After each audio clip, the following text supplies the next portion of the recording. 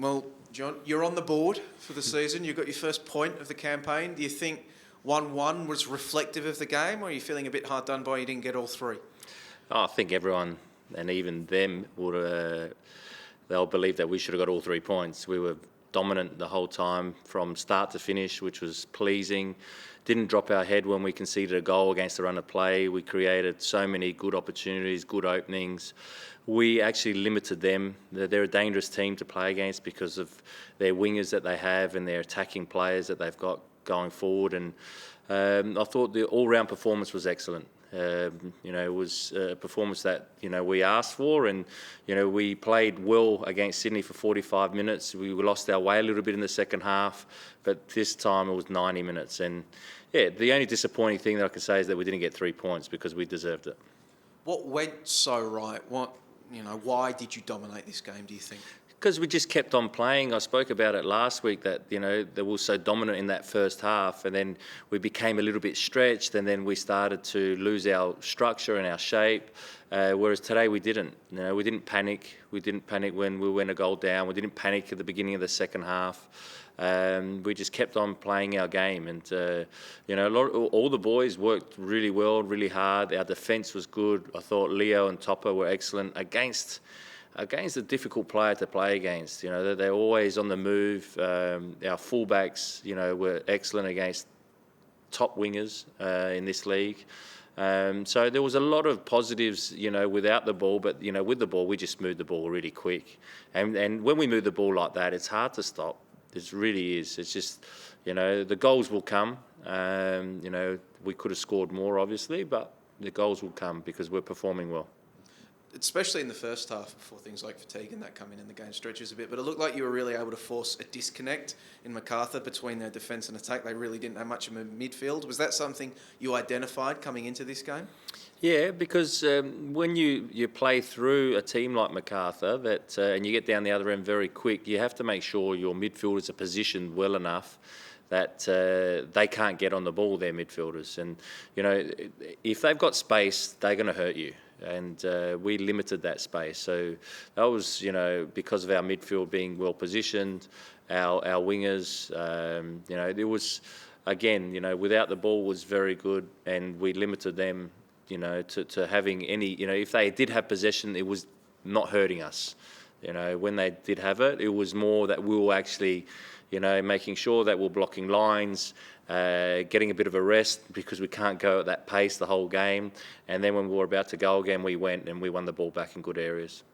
Josh Risdon, John, he really blanketed Daniel Arzani. We just heard Dwight York refer to him, I think it was an old fox, with the way he went down. Should he be talked about more? Well, one, what did you think of his performance? And two, should he be talked about more in terms of the Socceroos frame? Yeah, the only thing that Josh missed tonight was scoring that goal, because he had that chance. Josh Risdon, I don't even need to talk about him because, I think his performances speak for itself. He comes up against, top wingers in our league every week, and he puts on great performances every week. So, I'm not the national team coach. I'm not going to start to say that he should be in the national team. That's up to Graham Arnold, who he selects and who he thinks is the, in his mind for that right full-back position. But I'm happy with the way Josh is going, and if he keeps on performing like that, then we're only going to be better as a team. He knocked his head open moving furniture, apparently that's what he was saying on the podcast. Not too happy about that. Moving furniture day of a game. Yeah, he was moving furniture with someone and he knocked his head. I saw him come this morning. I didn't know what it was, but yeah, he's okay. It was nothing serious. Just Diamante's return, obviously left it late, but I think it was February 20. He did that knee injury. How much of a lift is it for this team, especially you've got that point out the way, and now to have Diamante come back and have something to build on, what does it do? No, it's great for us because it gives us, the opportunity to, bring someone on when he's on the bench. We got the competition for places. I thought James Ferrisi had another great game, causing problems. And then when Diamante came on, I know it was only for a little bit of time, but he has been out for a long period. He's only played 45 minutes in a friendly game against an opposition that aren't really a team. So it was important to start getting him minutes. And it was good for him. I thought he did well when he came on. His link between our wingers and him is very good. It's great. It gives everyone a lift when you got someone like him in your squad that's ready to play again. And credit to him, because he's had to work really hard to get back to even being able to set foot on the pitch. And if you look at him, how lean he is, he's lost about 3 or 4 kilos since he last played. So he's motivated. He's trying everything to make sure that he can get to that level that we know he has. And if he does, it's going to be great for us. Lachie Wells' performance today, I mean, scored, but all game causing all sorts of problems. What were, I guess, your thoughts on his game? Yeah. He was non-stop all night. I felt sorry for their defenders because he was just running at them all night.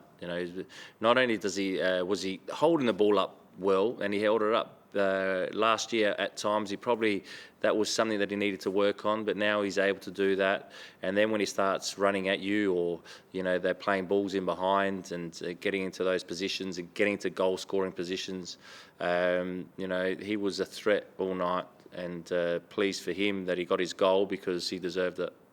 We saw some glimpses of Noah Botic probably got his biggest opportunity in a league sense today in terms of minutes. But how did you see his performance? Because it looked like he came on, he had a few moments. I mean, had it not been for a bad touch, he probably could have got a shot on goal. But how have you seen, I guess, his development over time and just his performance today?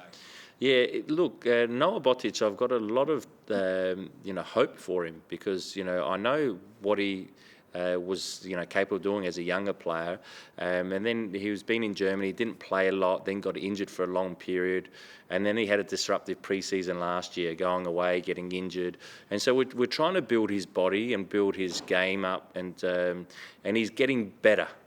I still think that Noah's going to be a very good striker, and so the more because he tries to train at a level every day to improve his game. And, the people ask me, why don't you give opportunities to certain players? And I go, well, they've got an opportunity every day. Every day in training, they've got an opportunity. If they're performing well in training, they end up getting that opportunity and play more minutes. If they're not at the level, then they won't play. So Noel deserved to come on. He's always getting into those goal-scoring positions. He's a good goal scorer. He can finish well. So, now it's up to him to keep developing. Do you think Noah's one of these players like we're maybe letting down because there's no youth league for them to go and play in? Like, he might come off the bench tonight, but you can't send him to the A-League Youth or the Y-League and get 90 minutes in during the season and keep up his sharpness? How much time have we got for me to answer that question? I have a lot. These guys maybe not so much. Yeah. Look, eventually I really hope that we're going to align our seasons, and our first team and our NPL side are playing at the same time, whether it's a National Youth League or it's an NPL season, because that's the only way our players are going to play games during the season. And, we try to get Noah games in the NPL this last off-season, pre-season, because we know he needs games. But it doesn't help us that it's not aligned. That's with all the younger players, not just Noah. It is but an issue, but it's something that I'm not going to be able to solve. Bit more of a standard question, John. Did you avoid any injuries tonight?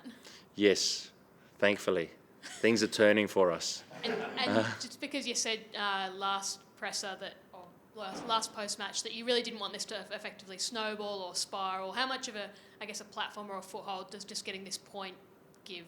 Yeah, it gives us a massive platform to work off of, because it was more about the performance and then getting something from the performance, because we felt that last week, even though we ended up losing 3-1, but the first half deserved more, and we should have got something out of that game. And tonight they didn't drop their head, so that was great, and they kept on performing the way that we believe they can. And we ended up, getting off the mark. But on another day, we win that game comfortably. Expect anyone back next week? At the moment, no.